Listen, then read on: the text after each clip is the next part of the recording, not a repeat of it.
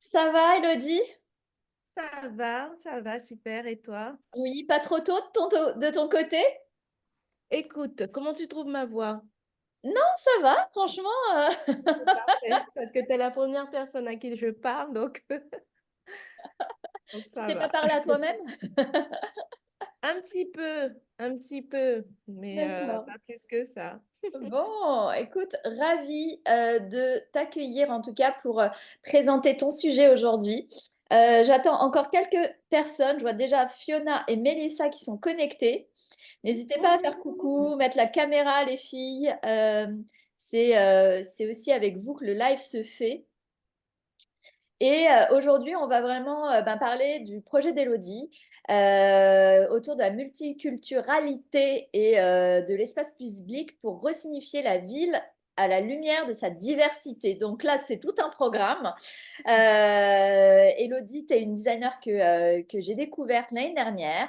J'ai eu le plaisir aussi d'accompagner. Et vraiment, quand tu m'as parlé de ton projet, quand tu rentrais en résidence, ça m'a tout de suite beaucoup inspirée et je me suis dit que ça devait être un sujet à partager au sein de Women in Design. J'attends encore quelques minutes et puis on y va. Sinon, j'espère que vous allez bien, que tout se passe bien de votre côté. Voilà, ça arrive, ça arrive.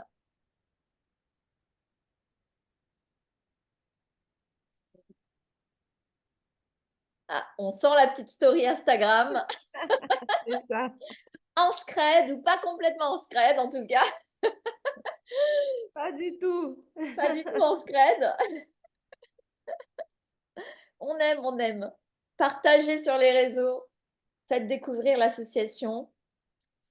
Tout simplement, justement, un mot concernant Women in Design. Women in Design est né il y a euh, 3 ans.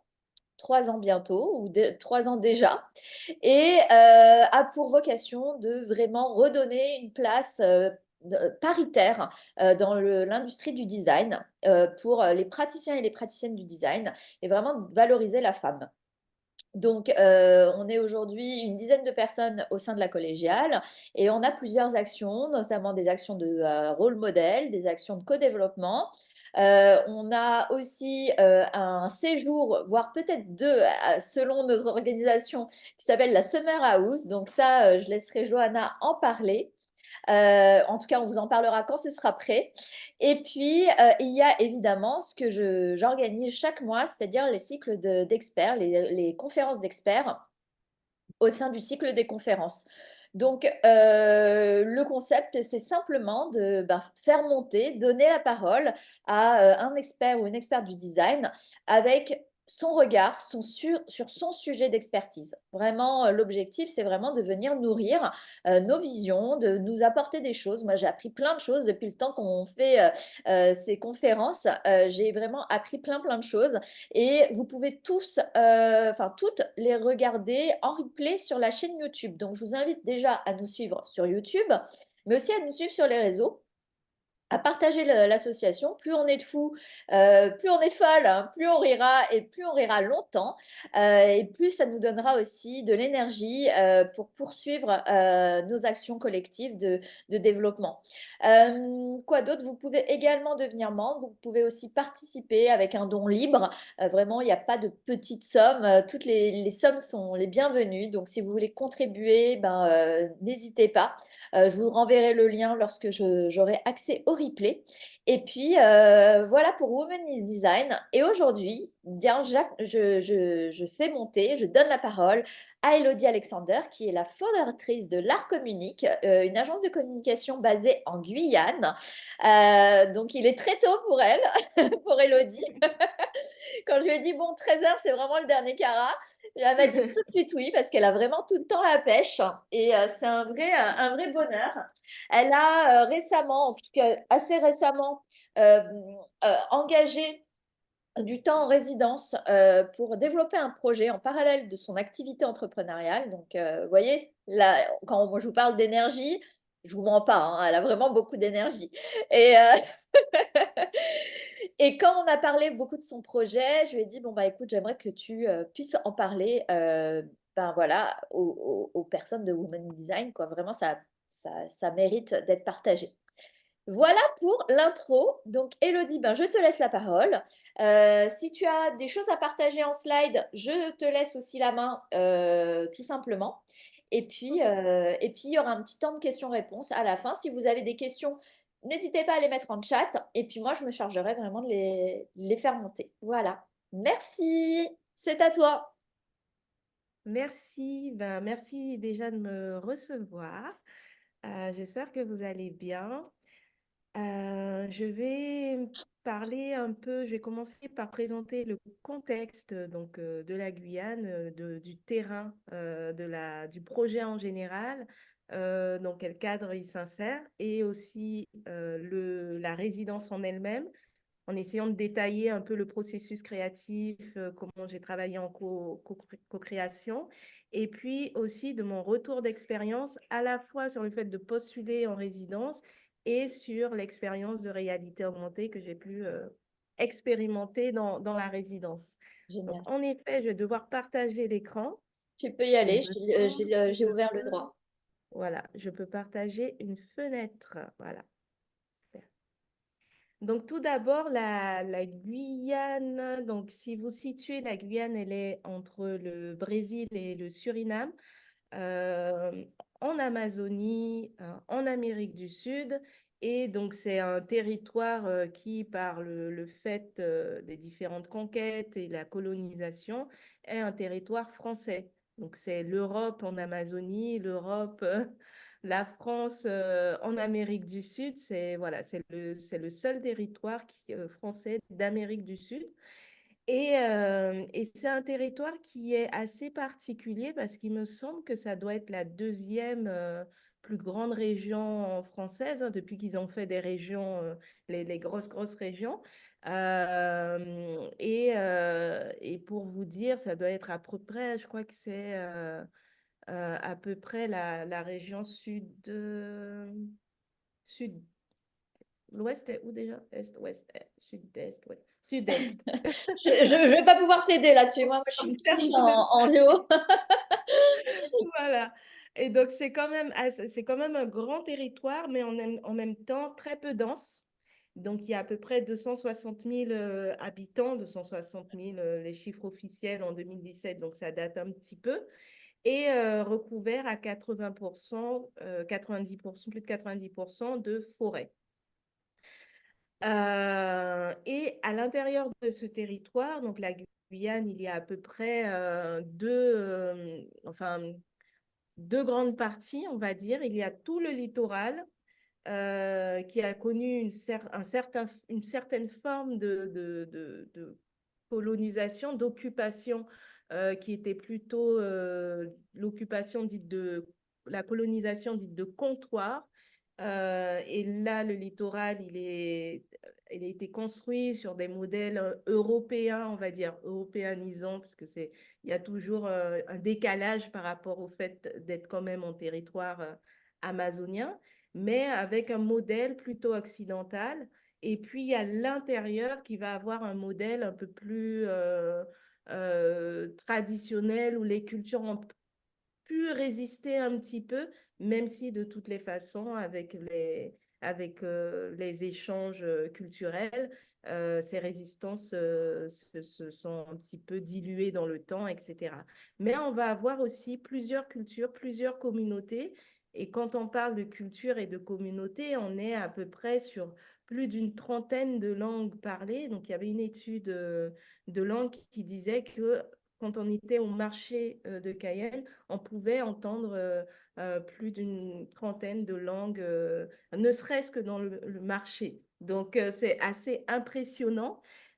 Et pour autant, aucune de ces langues ne sont reconnues à une échelle officielle.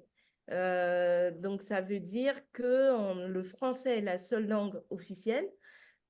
Donc, ni même le créole qui est un des plus répandus, pas forcément par rapport à la taille de la population dite créole, mais plus répandu parce que les gens parlent beaucoup le créole. Donc, même le créole n'est pas reconnu comme une langue officielle, ni même Donc, il y a 6 communautés amérindiennes et 6 communautés dites Bushinagé. Et donc, les communautés amérindiennes sont les populations autochtones et Bushinagé sont également reconnus comme étant autochtones.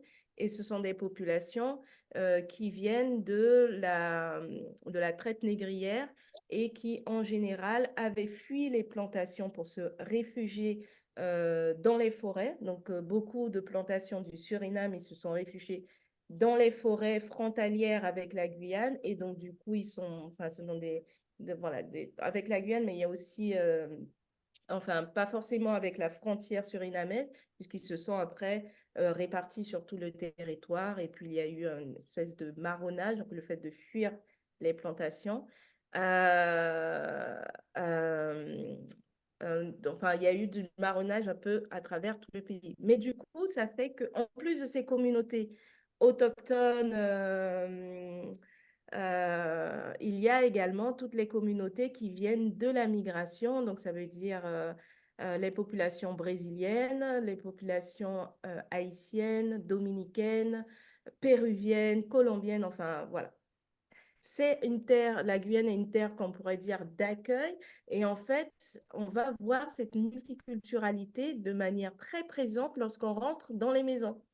Lorsqu'on rentre dans les maisons, on a énormément d'objets du quotidien qui vont être des bancs, qui vont être soit des objets qui vont être transformés en objets de décoration, comme on voit la pagaie. Donc, c'est un objet tout à fait usuel et très pratique pour naviguer. Euh, et, et il y a des déclinaisons en objets de décoration qui viennent habiter les intérieurs, ben, souvent du littoral, comme un peu déjà la pratique d'objets de décoration, qui est une pratique un peu à travers le monde, mais en plus, comme une affection finalement aux cultures traditionnelles et le fait de naviguer sur le fleuve parce que aussi, oui, la Guyane a énormément de fleuves, beaucoup d'eau douce. Et donc voilà. Donc toute cette culture, elle se voit, elle est prégnante, elle est distincte, elle est même flagrante. Et j'avais trouvé aussi très étonnant que le design graphique ne soit pas plus développé que ça en termes de filière en Guyane, même si on sent que les choses commencent à bouger un peu, parce qu'on a une culture graphique quand même extrêmement diverse et variée quand on observe tous ces objets du quotidien. Il faut aussi savoir que ce ne sont pas que des objets qui vont avoir des motifs, des pictogrammes, des formes, etc. Ça va être des formes qui vont avoir un sens, qui vont avoir aussi, qui vont véhiculer aussi des pratiques et des valeurs spirituelles et que ce sont aussi des objets où il y aura à la fois un affect par rapport à ce que ça représente, mais à la fois aussi une sorte de- une importance de l'ordre du sacré. Donc, par exemple, l'image qu'on voit en bas à droite, c'est ce qu'on appelle un ciel de case et enfin, c'est positionné dans le haut des carbets communautaires dans certains villages amérindiens de l'intérieur de la Guyane. Et ces ciels de cases vont intégrer un certain nombre de pictogrammes du bestiaire culturel voilà, de population Wayana. Et chaque signe a une symbolique, une signification et vient apporter aussi une protection particulière. Donc voilà, c'est un peu pour présenter un petit peu ce contexte-là. Et dans tout ça, j'étais en master. Alors, je suis retournée à la fac en 2018. Et quand je suis retournée à la fac, à un moment donné, un prof nous avait donné une plante à, ouais, je crois, on devait s'occuper d'une plante et observer, et on devait observer la plante et on travaillait un peu sur la pratique de l'observation. Donc, on devait s'en occuper et en même temps l'observer. Et j'avais exprès choisi une plante avec tout plein de racines. Et puis, c'était une plante aussi qu'on retrouve dans le paysage en Guyane. Qui pouvait, donc je suis retournée à la fac à l'université de Nîmes. Donc j'étais à Nîmes. Le fait aussi de retourner à la fac, c'était assez particulier parce que euh, je, enfin, je crois que beaucoup d'étudiants qui viennent des territoires d'outre-mer et qui vont étudier dans l'Hexagone, il y a toujours ce truc-là d'affect où le pays manque. Le pays nous manque, on va dire. Et du coup, c'est vrai que ça avait compté énormément pour moi de faire ce retour-là, en fait, d'être à nouveau sur les bancs de la fac, mais en même temps d'être un peu dans je suis pas chez moi, mais en même temps c'est chez moi, mais en même temps, au niveau de l'identité, on se pose beaucoup de questions dans ces périodes-là. Et c'était très drôle parce que quand j'étais partie à la fac, à 18 ans, j'avais eu ces réflexions. Et quand je suis repartie à la fac à 32 ans, j'avais encore ce truc-là de réfléchir sur mon identité. Et en tout cas, j'avais choisi donc une plante que j'avais l'habitude de voir en Guyane. Et il y avait énormément de racines et tout. Et puis je regarde, et je dis, mais, c'est vrai qu'on ne prend pas suffisamment le temps d'observer la nature en Guyane. Et je m'étais retrouvée, et en réfléchissant à observer la nature, je m'étais souvenue d'une anecdote avec un de mes clients. Alors, je ne sais pas si vous m'entendez bien. On t'entend bien. Ah, super, parce que On du coup, écoute sagement. la pluie se déchaîne en ce moment, du coup. Ah, donc il n'y a pas qu'à Dubaï. Mais bon, je vais parler comme si de rien n'était en essayant de faire abstraction au bruit de la pluie pour... Vas-y, on t'écoute et ça perturbe pas, absolument pas. Ok. Du coup, je me souvenais de la réflexion entre on n'observe pas suffisamment la nature alors qu'elle est hyper prégnante en Guyane. Et effectivement, je me suis souvenue pendant cet exercice d'une anecdote avec un client qui est dans le domaine du maritime en Guyane et je devais proposer des cartes de vœux et j'avais proposé une envolée d'ibis. Donc, l'ibis, c'est un échassier qu'on retrouve souvent sur les côtes de la Guyane parce que c'est très marécageux. Et donc, du coup, ils vont pêcher les crevettes. Et il y a beaucoup d'ibis rouges. C'est vraiment très mal. Les envolées d'ibis sont magnifiques.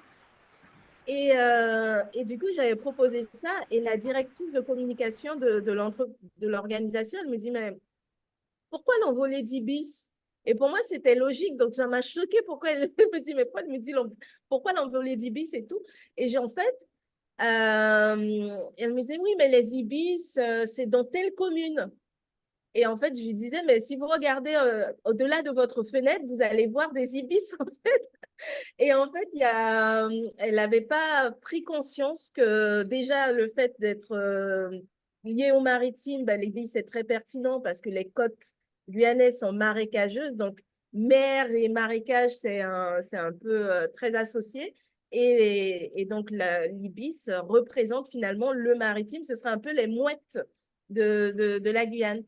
Et le truc a fait tilt dans ma tête. Je me dis, mais attends, la dame, elle n'a pas compris conscience. Mais en fait, finalement, nous-mêmes, on n'observe pas suffisamment tout ce qu'on a autour de nous. Et je me suis Ouais. dit, ah ben tiens, ce serait intéressant de réfléchir sur comment représenter toute notre diversité. Donc, non seulement la diversité culturelle, comme je vous disais, elle est extrêmement chargée de symboles, de signes, de choses à représenter, mais aussi la biodiversité, parce que du coup, pour le coup, on est champion, je pense, en termes de biodiversité dans le territoire guyanais. Et donc là a commencé une recherche de comment créer une banque en ligne pour répertorier tous les symboles, les signes qu'on a en Guyane. Et, euh, et donc là, c'est le projet Pictonia que j'ai démarré juste à la fin du master. Et là, je voudrais faire un petit aparté sur un éventail qui s'appelle Wally Wally. Euh, J'adore le nom. donc, Paoni, avec qui j'avais fait un entretien, elle expliquait que Wally en Kalinia, donc Kalinia, c'est une des populations amérindiennes, ça veut dire femme. Et donc, du coup, Wally Wally, c'est femme-femme. Et elle disait juste au début de l'entretien que ça faisait, pour elle, c'est un mot qui fait mélodieux. Et en plus, femme-femme, c'est super sympa. Et en créole guyanais, on dit Walwari. Donc, le mot en créole guyanais vient de Woli Woli en Kalinia.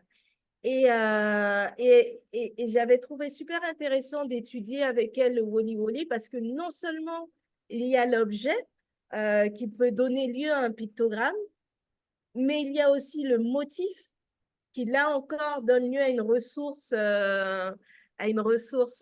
spécifique, utilisable plein d'autres façons. D'où l'intérêt de travailler finalement autour de pictogrammes. C'est pas simplement, par exemple, la forme de l'objet ou la forme de l'animal, ça va être aussi tous les motifs qu'on pourra extraire. Et puis, il y a toutes les significations. Donc, elle expliquait un peu la vannerie, que la vannerie était une activité masculine chez les Kaliniens et que ça posait la question de la transmission parce que du coup, euh, la transmission ne se fait pas nécessairement ou pas dans la logique occidentale et que c'était des notions qu'il fallait prendre en compte, surtout quand il y a confrontation de culture et parfois perte ou en tout cas disparition de culture. Elle expliquait également que c'était lié, pour elle, c'était le moment où ils se réunissaient autour du feu à la fin de la journée pour se raconter comment s'était passée la journée. Donc, c'était un moment de convivialité. Et puis, la notion de communauté, de partage, de rêve, etc. Et donc, du coup, à partir d'un objet, ton univers de connaissances qui s'offrait comme ça là à moi pendant l'entretien que j'avais trouvé assez merveilleux. Et du coup, c'est pour ça aussi que de Pictonia, banque en ligne de pictogramme, je suis passée vraiment à la notion de signe. Et le signe dans la définition d'Umberto Eco, qui considère le signe comme finalement tout ce qui va permettre d'exprimer une communauté, d'exprimer une population, etc. Donc, on va retrouver dans les signes les pictos, les motifs, les langues et même parfois même les onomatopées ou les gestes, etc., etc. Et donc, tout ce qui pourra signifier la différence, signifier la particularité d'une communauté de personnes, etc., etc. Et donc, ce qui en vient au projet Signes de Guyane et des objets aux urbanités sensibles, parce que la recherche a démarré avec ce projet Pictonia, où j'avais commencé à partir des objets du quotidien. Et l'idée, c'était de voir comment, à partir de ces objets, les signes qui avaient déjà été extraits, on va dire, extraits ou en tout cas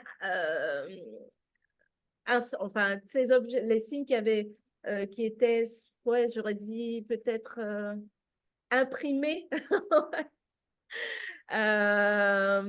comment on pouvait repenser l'aménagement des villes parce que du coup, les villes en Guyane, bon, bien sûr, on ne va pas dire que les villes en Guyane sont comme les villes européennes, il ne faudra pas exagérer quand même parce qu'il y a la forêt de partout. Et puis, il y a les personnes, etc. Et puis, on sent bien qu'on n'est pas non plus en Occident. Mais quand même, quand on observe tous les mobiliers urbains, ben, les lampadaires, ils sont les lampadaires comme on va en retrouver à Nîmes, à Paris, etc. Ce sont des lampadaires tout à fait classiques et normaux. Les bancs sont pareils, etc. Et donc, du coup, je trouvais un petit peu dommage qu'on ait autant de signes, de symboles, etc., dans notre patrimoine et si peu d'utilisation à l'intérieur, dans l'aménagement des villes. Donc, il y a eu un appel à projet à résidence pour la ville de Saint-Laurent-du-Maroni. J'ai postulé en proposant justement oui, en proposant d'utiliser le premier travail fait dans Pictonia pour penser l'aménagement de leur ville, pour le coup.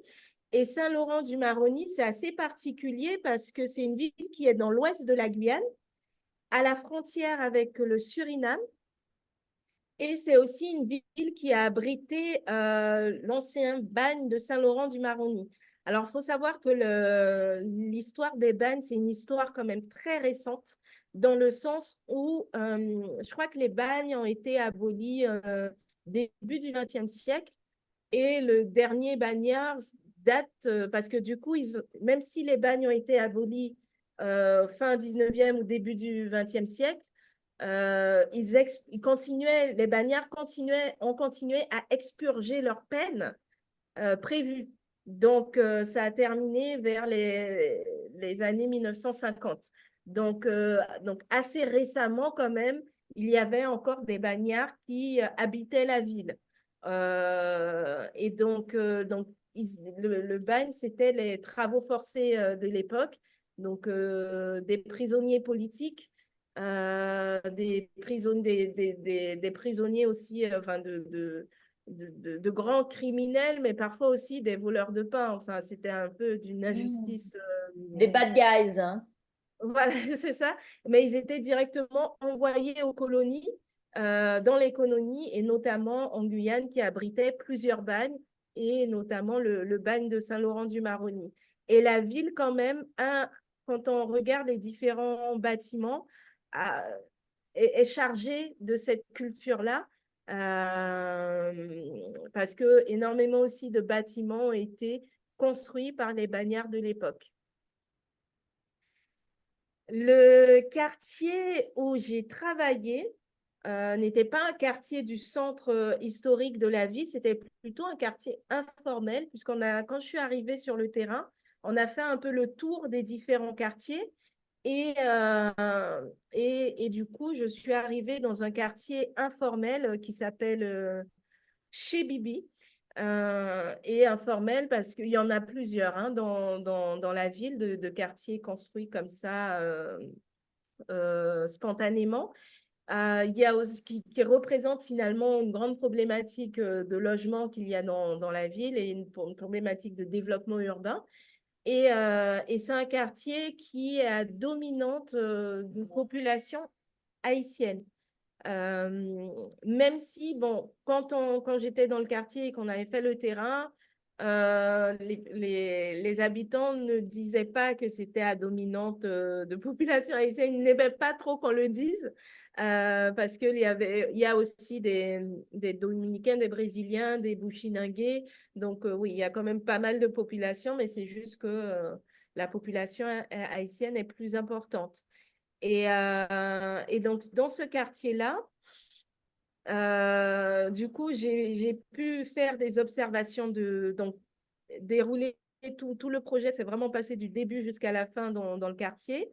Donc, tout ce qui est entretien, observation de terrain, bien que j'ai quand même fait un micro-trottoir au centre-ville pour être autour du marché et pour avoir aussi, pour savoir si les autres habitants connaissaient le quartier et pour savoir aussi qu'est-ce qui se disait sur le quartier, pour pouvoir trouver des idées de mobilier. Ensuite, donc il y a eu la partie recherche, première phase de recherche, une phase de co-création avec des ateliers avec les habitants. Et puis une phase aussi de création où j'ai fait les différents mobiliers urbains en dessin, puis en 3D. Et puis la préparation de l'expérience de réalité augmentée, parce que la particularité du projet que j'avais formulé, c'était de pouvoir voir en réalité augmentée, c'est-à-dire avec le téléphone ou une interface, ça peut être un iPad ou un téléphone euh, ou un smartphone, Donc, à la différence, si vous ne savez pas trop ce que c'est, si vous n'avez pas trop différencié réalité virtuelle et réalité augmentée, généralement, la réalité virtuelle, c'est avec les lunettes. Et donc, on est un peu plus immergé dans le virtuel. La réalité augmentée, ça va être, on est dans la réalité, mais elle est augmentée par une interface. Et donc, on est là, il Souvent y a avec des l'interface. hologrammes, non? C'est souvent ça, hein? On fait apparaître des hologrammes, des objets. C'est souvent ça. Oui, bah, du coup, oui. Ouais. Là, je crois que l'hologramme est plutôt de l'ordre de la réalité augmentée. Donc, c'est Oui, vraiment, on c'est est ça. nous, on n'est pas forcément immergé, donc on a le palpable et puis il y a quelque chose qui va venir ajouter le côté virtuel. Et voilà, donc on y reviendra sur cette partie-là.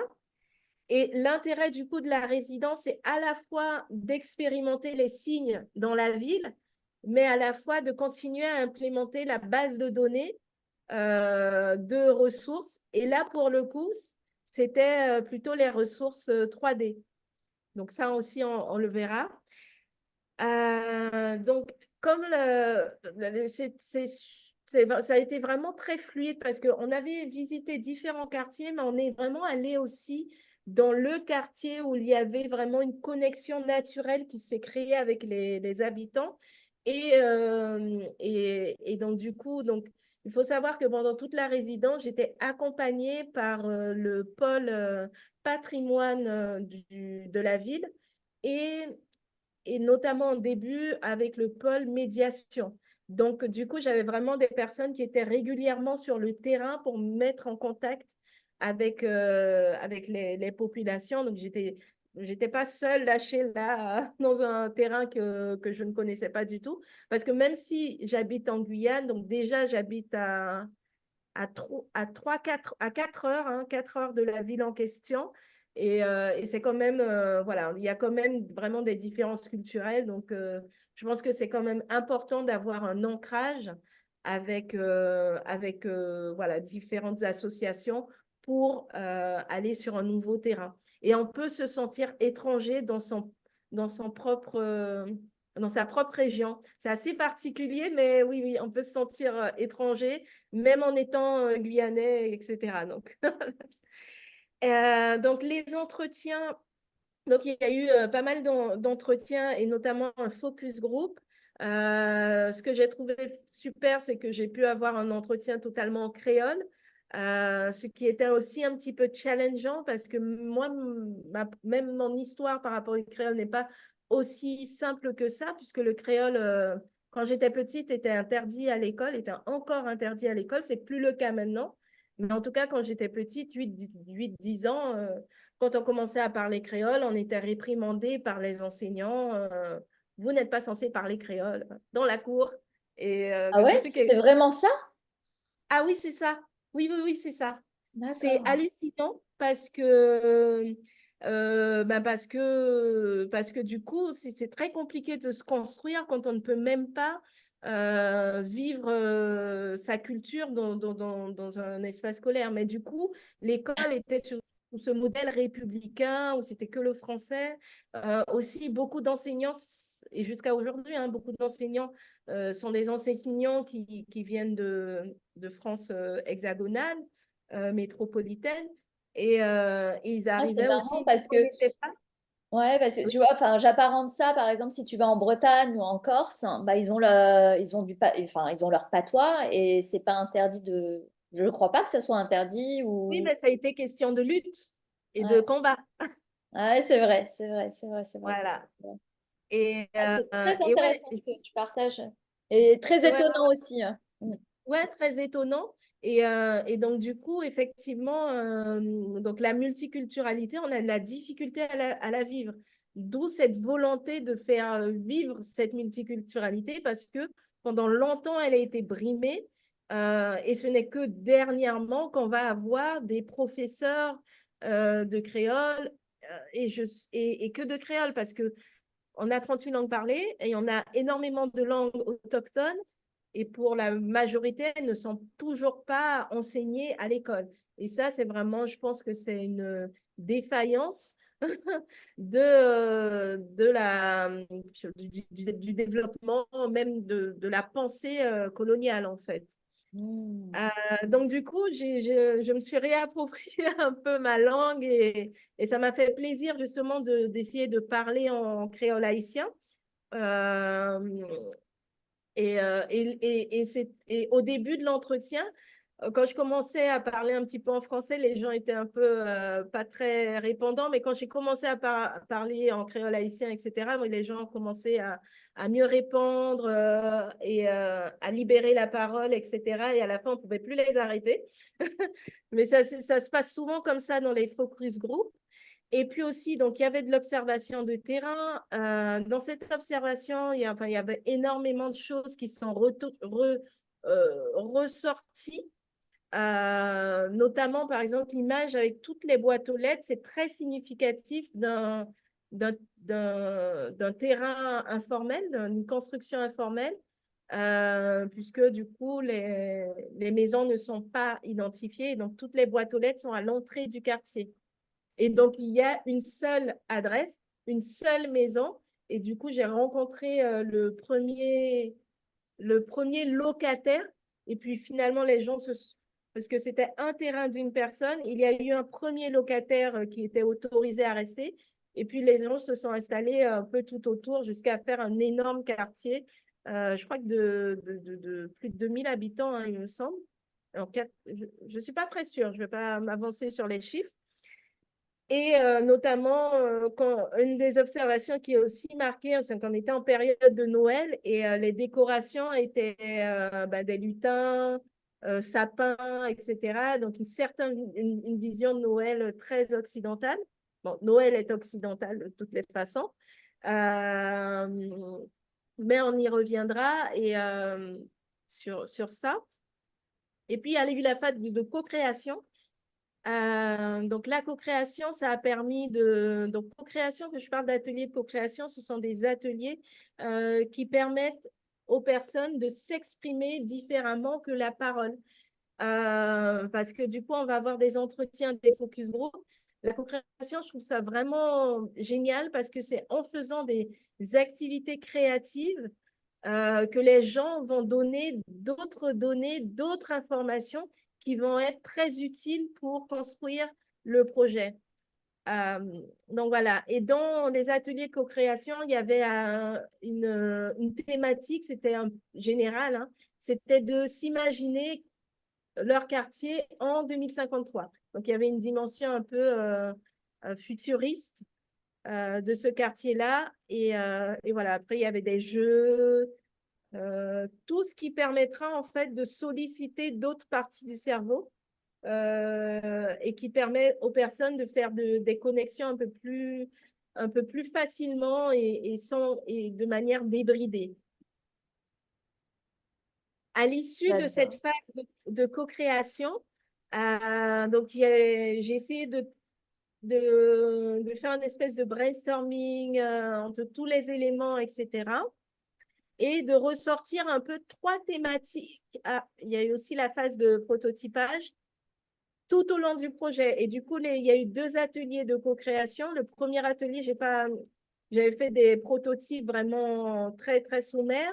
Le deuxième atelier, j'ai un petit peu avancé dans le prototypage. C'était intéressant, cette forme de prototypage, parce que je pouvais voir les gens réagir directement, et notamment les drapeaux. Là, je vous montrais qu'est-ce que ça a donné, mais les gens étaient fascinés par cette rangée de drapeaux. Et le prototypage était aussi à la fois pour la 3D et la réalité augmentée, de tout le temps essayer, même avec des formes très, très, très simples, de voir qu'est-ce que ça a donné. Et notamment, là, on était avec une des médiatrices du pôle patrimoine pour voir comment ça fonctionnait dans dans le réel. Voilà. Et maintenant, on va passer sur les œuvres. Les œuvres, j'ai essayé d'imaginer le quartier comme quartier commercial Tout simplement parce que quand j'avais fait le micro-trottoir, les gens connaissaient le quartier comme étant le quartier où ils vont acheter des bananes pesées, qui est un plat traditionnel haïtien délicieux. Donc, les gens vont vraiment se restaurer là-bas. Et donc, je me dis, mais et effectivement, quand j'étais même dans le quartier, alors je ne suis pas sûre que d'avoir mis une image, mais il y avait énormément de assis. Par exemple, là, c'était un petit bar. Et dans le quartier, un peu partout, il y avait des petites boutiques, des bars, des endroits où on pouvait acheter du savon, des choses comme ça. Bien sûr, toujours informel, hein. Donc, mais il y avait aussi des personnes qui passaient en brouette pour vendre du pain, des choses comme ça. Donc, il y a vraiment une activité économique dans le quartier. Donc, je me suis dit, bah, on était en plein période de Noël, marché de Noël, etc. Je me dis, on aurait très bien pu imaginer un marché de Noël dans le quartier, quoi. Aussi, je me suis imaginé un quartier artistique. Et puis, le troisième scénario que je m'étais dit, c'était un quartier diplomatique, pourquoi pas. Et ça, on reviendra là-dessus. Un des premiers objets sur lesquels j'ai voulu travailler, c'est un panneau de direction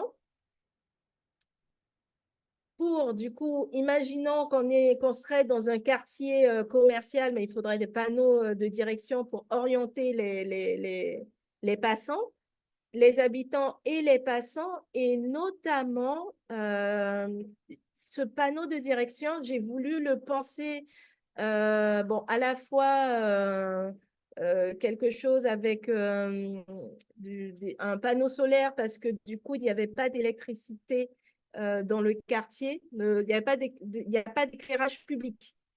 Et l'électricité, bon, c'est un peu par branchement sauvage. Et donc, pas d'éclairage public, c'est-à-dire à partir de 18 heures, il faisait en majorité noir dans le quartier, même si les personnes essayaient de mettre des, des spots de lumière devant leur maison, mais grosso modo, c'était plutôt sombre à la tombée de la nuit. Et donc, du coup, le panneau de direction, là, il est à la fois avec un symbole de la calebasse. Ah, j'ai pas associé l'image, je vais le mettre tout de suite. Est-ce que je l'ai prise? Attendez. Ah, pas ça.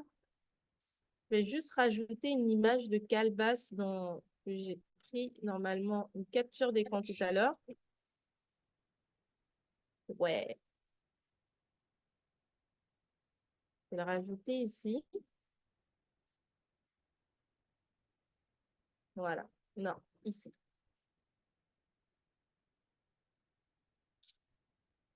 Donc, à la fois un panneau en plusieurs langues, donc français, la ligne en dessous, c'est en créole haïtien. Et en bas, c'est du bushinagé. Parce que du coup, en Guyane, les panneaux de direction ne sont qu'en français pour la plupart. Alors que même dans le quartier, c'était très drôle parce que dans le quartier, ils ont fait un panneau qu'ils ont fait eux-mêmes au niveau de l'endroit où étaient jetées les poubelles. Et le panneau disait c'est votre quartier, prenez-en soin. Alors, il faut savoir aussi que quartier informel, c'était un quartier qui était hyper, comment dire ça, euh, hyper normalisé par les habitants même. Donc, vraiment, il y avait des dodanes qui étaient mis pour que les voitures roulent moins vite, des panneaux, un panneau en plusieurs langues pour informer les habitants de leurs soucis de prendre soin du quartier qui leur appartient à eux, etc., etc. Aussi, j'ai voulu mettre un pictogramme de calebasse et interroger finalement les panneaux qui représentent la restauration, parce que généralement, même en Guyane, on va retrouver restauration, fourchette cuillère, fourchette, couteau, assiette. Mais finalement, cette notion-là de la restauration, elle est hyper normée et hyper occidentale, alors que la calebasse est utilisée à travers énormément. Elle est utilisée en Inde, elle est utilisée dans plusieurs pays d'Afrique, elle est utilisée dans plusieurs pays d'Amérique du Sud comme étant un instrument pour la restauration, pour se restaurer, pour transmettre de la nourriture, pour recueillir, etc. Et du coup, je me suis dit, mais finalement, pourquoi ne pas prendre ce pictogramme pour représenter la calebasse, vu que c'est autant utilisé dans notre culture, dans nos différentes communautés. Et donc, le panneau était avec un pictogramme. Bon, les gens n'ont pas reconnu. Ils ont reconnu un bol de soupe. J'étais très déçue. C'est l'intention de départ qui compte. Et je pense aussi la réflexion de se dire pourquoi on devrait systématiquement associer la restauration avec une assiette, une cuillère et un couteau. Donc, je continue. Il y a eu aussi le lampadaire. Parce que là, c'était un... Alors déjà, dans la ville, j'étais pas très sereine ni très sécure. Il y avait beaucoup de problèmes dans toute la ville hein, d'éclairage. Et devant le quartier, il n'y a pas d'éclairage public, même à l'entrée du quartier. Et donc, du coup, un des habitants avait écrit lors de l'atelier de co-conception, en 2053, il n'y aura plus de braquage devant les boîtes aux lettres. Et j'ai trouvé très fort parce qu'effectivement, il y a vraiment un problème d'éclairage, un problème de sécurité. Malheureusement, il y a ouais, il y a beaucoup de drames qui se déroulent, même la semaine dernière où une femme entrepreneuse a été assassinée à coups de couteau dans la rue et ça a remonté. Enfin, là, il y a eu encore lundi une marche solidaire en mémoire de cette femme et pour lutter contre la criminalité qui est très, très forte et notamment aussi à Saint-Laurent-du-Maroni. Donc, pour moi, le lampadaire était vraiment nécessaire, crucial et aussi un lampadaire qui pourrait, du coup, à la fois avoir des motifs, un motif timbé, de l'art timbé qui est un art bushinage, à la fois un motif en ornementation, mais à la fois qui pourrait projeter sur le sol un motif qu'on a très souvent, qu'on a là, par exemple, sur le katuri que je porte, un motif avec octogonal, projeté au sol. Et là, l'idée, c'était un petit peu de dire que finalement, repenser l'immobilier urbain ne demande pas nécessairement une grosse production, de grosses fabrications en série de mobilier, mais parfois de rajouter juste un lomo sur un éclairage qui permettra de projeter sur le sol un motif. Et déjà là, on est dans une façon d'habiter la ville avec les différents motifs. C'était aussi un clin d'œil parce qu'on était en pleine décoration de Noël. Et donc, pas mal de déco un petit peu, tu te dis, bon, qu'est-ce que ça représente? Tu sais pas trop. Et dans cette déco de Noël, on a souvent aussi des flocons de neige et de se dire, ben, pourquoi ne pas penser à des décorations de Noël qui soient dans les motifs qu'on a dans notre patrimoine. Très bien. Donc, je continue avec l'allée au drapeau. Là, c'était un peu plus de l'ordre de l'imaginaire. Les deux derniers, c'est vraiment de l'ordre de l'imaginaire, de se dire, mais jusqu'où on peut aller dans le développement finalement de la société en Guyane. et notamment parce que la notion de drapeau est souvent revenue, notamment dans le focus group où je posais la question, mais finalement, quel objet je pourrais prendre pour représenter, vous représenter? Et on me disait le drapeau. Alors moi, je suis assez hérissée en général du nationalisme.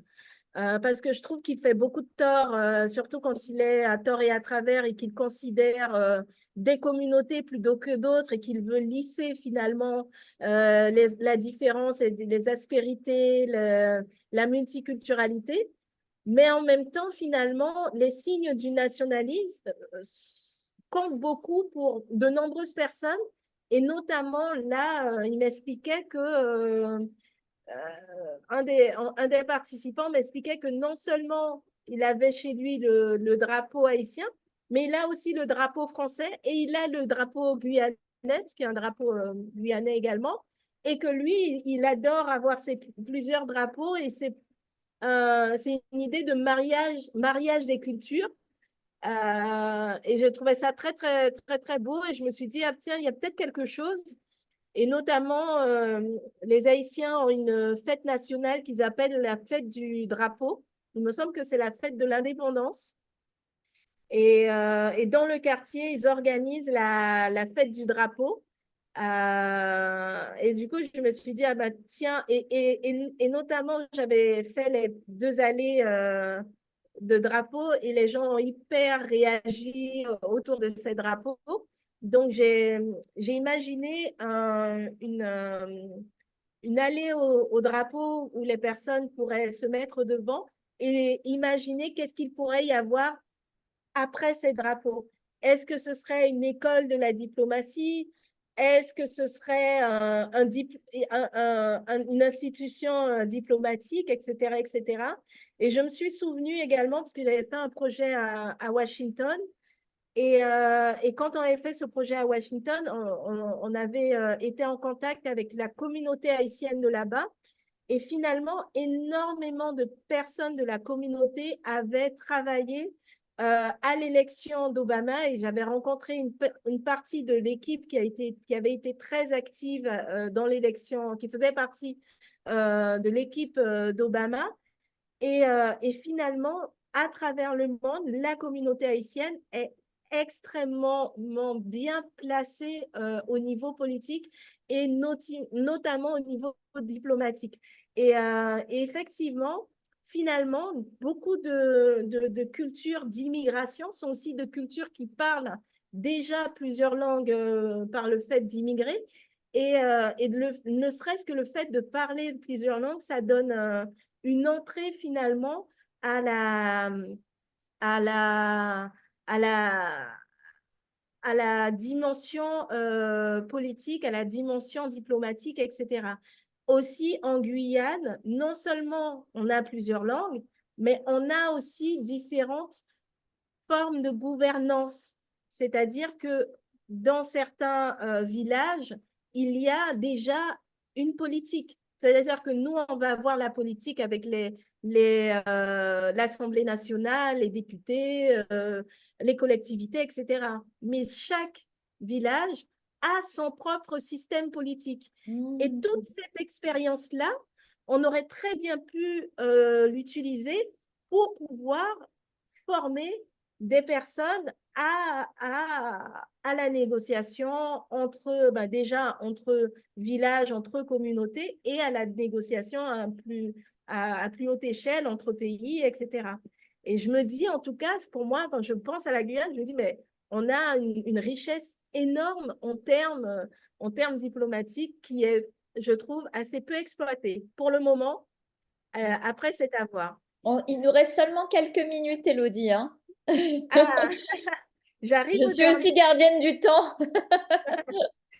J'arrive au dernier qui est un monument imaginaire que je me suis dit qu'on aurait très bien pu s'imaginer. Et là, c'est un monument qui, ouais, il arrive comme ça, donc il s'affiche comme ça, il rentre exactement comme ça dans le champ.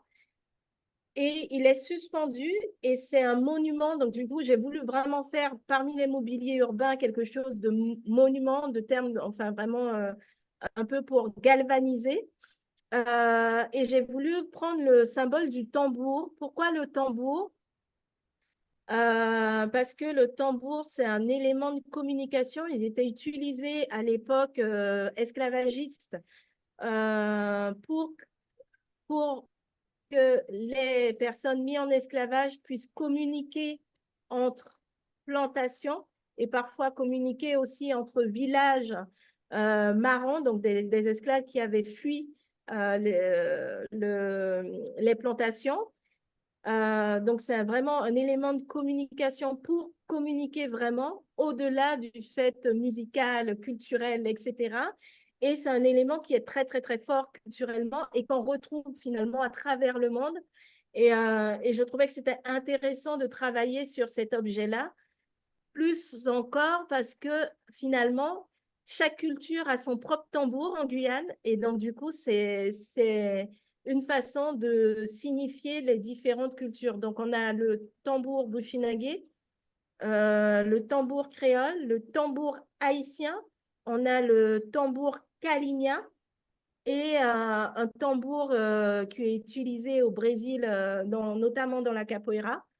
Et donc, voilà, l'idée, c'était de dire, on a plusieurs tambours qui sont utilisés en Guyane et essayant de représenter cette multiculturalité à travers un monument fictif qui pourrait avoir à la fois des signes et à la fois des objets différents.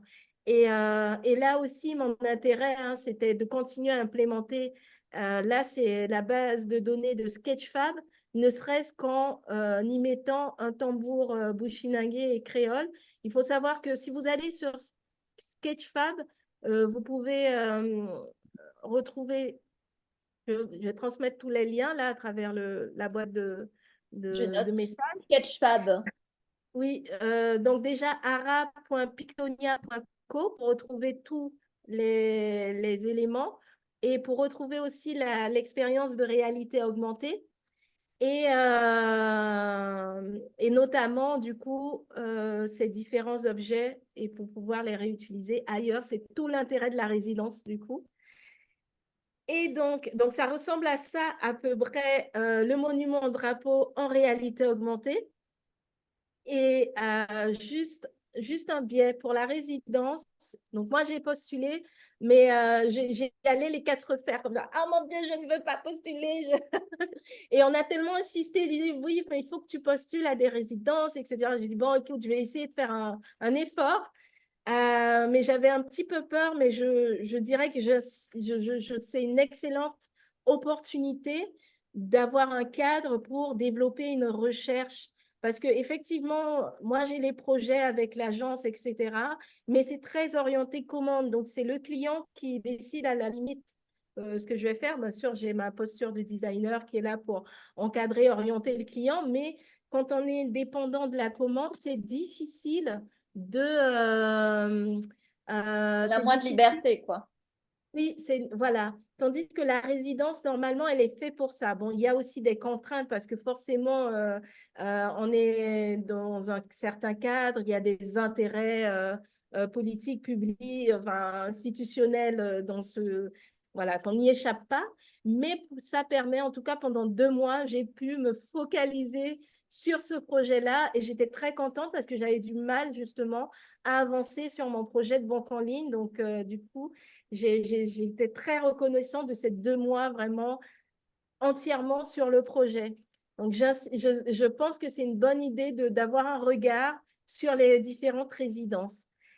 Ensuite, la réalité augmentée, j'ai trouvé extrêmement compliqué. Déjà, si vous allez sur le site ara.pictonia.co, il faut savoir qu'il vaut mieux avoir un iPhone. Donc déjà là, c'est hyper, C'est un peu discriminant, ça. c'est hyper discriminant.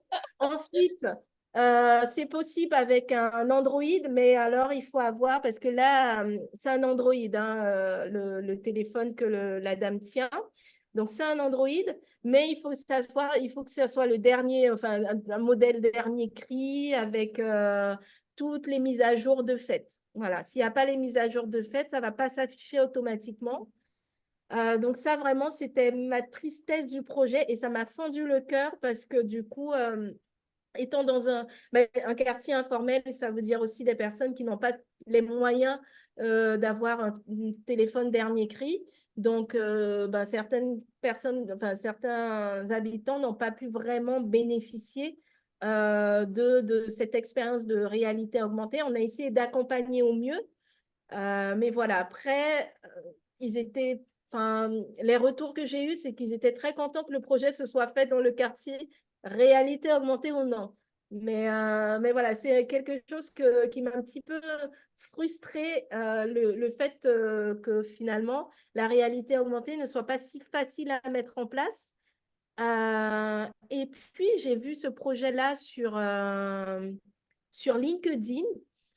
Et je me dis, mais donc ce sont des plaques de verre avec le dessin d'un monument et qui essaie de recomposer finalement un monument voilà, qui est abîmé par le temps. Et je me dis, mais ça, c'est de la réalité augmentée, typiquement. Et je trouvais ça intéressant. Donc, je partage comme ça à titre informatif de d'autres réalités possibles.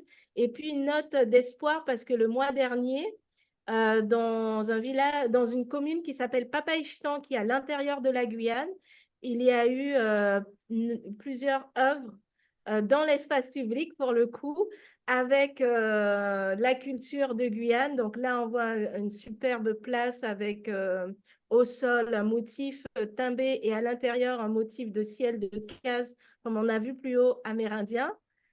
Et notamment un banc là qui est un peu en forme de pirogue et tout. Et voilà, je voulais partager ça pour dire que j'ai peut-être pensé le projet, mais il est dans l'air. Oui, excellent. Je partage avec vous tous les liens. Bon, il y a beaucoup de liens, mais vous faites le tri, hein. Je pense que tu devrais les mettre dans... Ouais, voilà, c'est ça, exactement. J'avais pas vu dans la bulle de chat. Super. C'est génial ça. Il est passé 14 heures. On va devoir clôturer, mais je vais laisser, s'il y a des questions, je serais ravie de les avoir. Si vous avez des questions à poser à Elodie sur la manière dont les choses se sont organisées, sur les challenges peut-être qu'elle a dû, auxquels elle a dû se confronter. C'est le moment de la cuisiner. N'hésitez pas, on peut encore garder 2-3 minutes pour les questions. Dans tous les cas, moi, je vous invite vraiment à aller la suivre sur Instagram ou sur LinkedIn, hein, l'ajouter sur LinkedIn. Et si voilà, son projet vous parle. Donc voilà. Est-ce qu'il y a des questions? Tac, tac, tac, je vois pas de questions. Ok. Est-ce que, Elodie, tu as des choses à rajouter avant de nous quitter? Le prochain, alors il y aura une journée d'études où je présenterai le projet, mais plus dans une réflexion sur euh, le design et l'artisanat et dans un espace, dans une approche décoloniale. Donc voilà, il y aura une autre présentation. Donc si ça vous intéresse, ce sera le 6 juin à l'Université de Nîmes. Et voilà, sinon, rien Tu à reviens en rajouter. France. Merci. Oui, je Tu reviens en voyages France. beaucoup, c'est bien. Oui, Ah, c'est bien, super. Bah écoute, n'hésite pas à nous en faire part, on fera passer sur Women in Design. Et puis voilà, en tout cas, merci beaucoup. C'était hyper intéressant, très très joli projet, très belle merci. démarche aussi. Encore une fois, j'ai appris plein de choses. Donc voilà, et je suis sûre que toutes les personnes qui ont vu cette présentation aussi ont pu se sentir enrichies. Merci pour ton regard, merci pour ta présentation, merci pour votre temps et votre énergie. Je vous embrasse. Je vous dis à bientôt. Je vous invite vraiment à nous suivre sur YouTube. C'est comme ça que vous aurez accès au replay. Et puis voilà. Et puis ben, bon après-midi et bonne journée à tous. Au revoir. Merci. Au revoir. Au revoir.